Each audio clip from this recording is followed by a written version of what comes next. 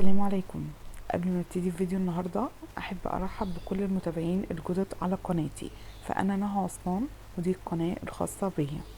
فيديو النهارده واحد من ألذ الحلويات الصيفيه المنعشه المحببه لكل قلب صغير وكبير، هو الايس كريم. بنعمله النهارده بطريقه مبسطه وسهله جدا اقتصاديه، كمان من غير حليب مكثف وكمان من غير كريمه خفق.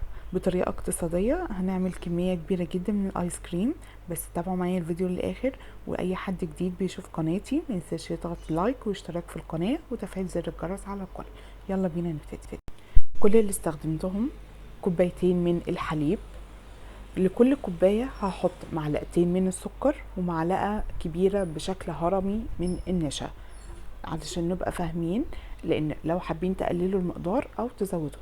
كوباية حليب ليها معلقة كبيرة هرمي من النشا ومعلقتين كبار من السكر. حطيت كوبايتين، حطيت كمية السكر وحطيت كمية النشا، وهبتدي اقلبهم على البارد بالمنظر ده، تقليب مستمر لغاية ما اتأكد ان كل المكونات اختلطت ببعض، النشا والسكر. لو حابين تزودوا كمية الحليب ارجعوا ضيفوا كمية تاني من السكر، معلقتين لكل كوباية ومعلقة هرمية النشا. بعد ما اقلبهم على البارد هرفعهم على النار متوسطة لغاية ما اخد القوام ده. اول ما يبتدي يتخن ويبقى في القوام السميك ده هطفي عليه واسيبه يبرد تماما. ضروري جدا خطوة التبريد التمام علشان ما نبهدلش في اي خطوة تاني. دي اول مرحلة وتعتبر البيز للايس كريم. نيجي في تاني مرحلة، استخدمت كوباية من الكريم شانتيه الخام. لو ضايفين سكر عليه تمام مفيش مشكلة. لو هو خام حابين تضيفوا معلقتين من السكر الباودر مفيش مشكلة تمام. بس انا ما ضفتش اي اضافات من السكر وكان تمام جدا. ضفت عليه كوبايتين من الماء المثلج او الحليب المثلج، ضروري جدا يبقى ساقع. خطوة جميلة جدا لأي حد بيتابعني جديد في المطبخ، نقلبه الأول بمضرب السلك قبل ما نشغله علشان ما نعملش عفرة كده منه. بعد كده هنفضل مشغلين المضرب على سرعة تانية أو يعني سرعة متوسطة لغاية ما يبقى قوامه سميك، ويبقى يعني مش خفيف ومش تقيل، نفس القوام اللي انتوا شايفين. خطوة مهمة من الشوكولاتة المطبخ، ضفت عليهم معلقتين كبار بس من المية السخنة او الحليب السخن. تمام، قلبتهم كويس، وده عشان هعمل ايس كريم بالشوكولاتة. فالخطوة دي عملتها دلوقتي علشان احطها في التلاجة علشان بس تجمد معايا وتبقى جناش شوكولاتة. نيجي للخليط البيز بتاع الايس كريم اللي سبناه يبرد تماما، وهو ده. بعد ما برد هديله بس بمضرب البيض لفتين كده بس اتاكد ان هو ناعم ومفهوش اي كلكعه، زي المنظر اللي انتوا شايفينه ده، سموزي كده وناعم جدا. فانا عايزه المنظر ده. كريم شانتيه بعد ما نضربه في الاول يفضل ان احنا نشيله شويه في التلاجة عقبال ما نضرب البيز بتاع الايس كريم. المهم هنيجي نخلط الاتنين مع بعض، ولازم عشان كده بقول لكم لازم نتاكد ان هو بارد تماما، لان لو ضفناه هو سخن على الكريم شانتيه هيخلي الكريم شانتيه يتحول لسائل. تمام، هبتدي اضربه كده بالمضرب السلك واخلطهم كويس جدا مع بعض واتاكد ان هو اختلط. بسباتيولا او معلقه هلم الحواف البوله وهرجع كمان اضرب فيها تاني علشان اتاكد ان هي اختلطت. حابين تسيبوه كده تمام هيبقى فانيليا، حابين تضيفوا اي نكهات اي اضافات تاني مفيش مشكله. اخدت جزء منه ضفت عليه باكوين من الاوريو وكسرتهم، افضل ما يكونش مكسر جامد. وضفت عليه وعملت ايس كريم الاوريو. ده جناش الشوكولاته اللي عملناه وسبناه في التلاجة. شايفين قوامه بقى ازاي؟ ده القوام المطلوب. ممكن كمان نستخدم دانت، واحدة دانت معاها او بديل لجناش الشوكولاتة. بس كل ده هنحتاج معاه معلقة كبيرة من الكاكاو الباودر او المحلى ايا كان النوع المتاح عندكم.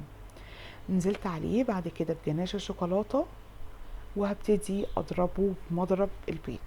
تحبوا برضو تقسموا الكمية دي تاني مفيش مشكلة، عملته قبل كده معاكم في فيديوهين للايس كريم بنكهات مختلفة، حوالي اكتر من 6 نكهات، وهسيب لكم لينك الفيديوهين في صندوق الوصف.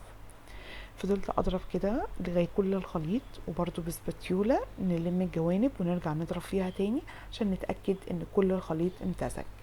ضروري جدا اللي بيشوفني لاول مره ما ينساش يتلايك الفيديو ويشترك في القناه ويفعل زر الجرس على الكل عشان نتابع باقي الوصفات مع بعض.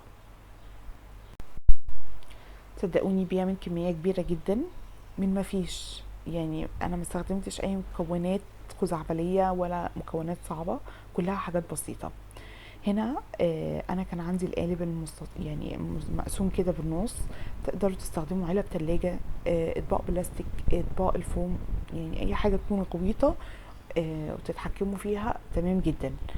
انا استخدمت الطبق ده، ضفت كل طبعا نص في كل ناحيه، تمام. وهنشيله في الفريزر، يحفظ طبعا في الفريزر. طبعا الكميه على قد ما على حسب ذوقكم، الانواع طبعا اللي انتوا بتفضلوها. وهسيب لكم لينك الفيديوهين اللي انا عملت فيهم اشكال كتيره من الايس كريم، ارجعوا شوفوهم واكتبوا لي رايكم في الكومنتس من تحت.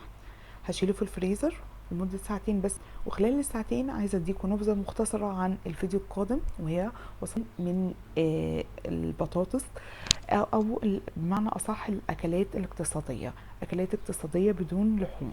يعني ايه نعمل قوارب بطاطس من غير اي لحوم فيها، بتبقى سهله وجميله ولذيذه جدا. وده هيكون الفيديو الجاي، علشان تقدروا تشوفوه لازم تشتركوا في القناه وتفعلوا زر الجرس على الكل. هنا ادي الايس كريم، بوله انسيابيه جميله جدا، يعني تتكلم عن نفسها. حقيقي الايس كريم محبب لكل صغير وكبير، ما لقيتش حد بيختلف على حبه. في كوبايات، اطباق، بسكوته، وهنعمل بسكوت الايس كريم برضو في الفيديوهات الجايه، حاجه بتبقى سهله من غير اي عقد خالص.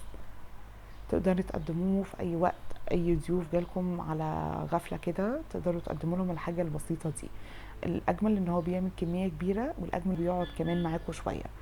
قدمته هنا في بولة الايس كريم، كنت جايباها دي حاجه لذيذه. تقدروا تحطوا الصوصات، صوص الشوكولاته، صوص الفستق، اي صوصات عندكم تقدروا تستخدموها. كمان اضافات بسيطه، ممكن تحطوا فول سوداني، جوز هند، اي مكسرات، اي نكهات، اي حاجه انتوا بتحبوها دي ترجع لذوقكم انتوا. فده كان فيديو وصفة النهاردة، اتمنى تكون نال اعجابكم. اتمنى اللي بيشوفني سواء لاول مرة او متابعني من فترة يضغط لايك للفيديو، يسيب لي رأيه في جزء الكومنتس من تحت، ويشارك معايا الفيديو مع اصحابه على مواقع التواصل الاجتماعي.